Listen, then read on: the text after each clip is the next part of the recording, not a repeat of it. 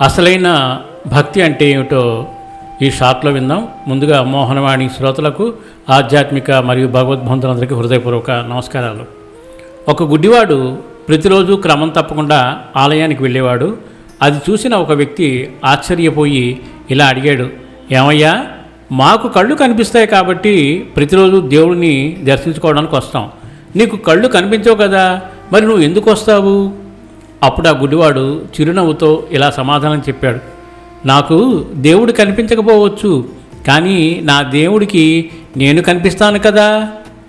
మనం భగవంతుడిని చూడడం ముఖ్యం కాదు, ఆ భగవంతుడే మనల్ని చూడాలి.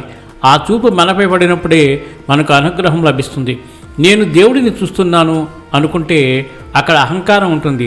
దేవుడు నన్ను చూస్తున్నాడు అని నమ్మితే అక్కడ వినయం, తప్పు చేయకూడదనే భయం ఉంటాయి. ఎవరైతే భగవంతుని చేత చూడబడతారో వారే నిజమైన భక్తులు. సర్వే జనా సుఖినో భవంతు, లోకా సమస్త సుఖినో భవంతు. ధన్యవాదాలు. స్వస్తి.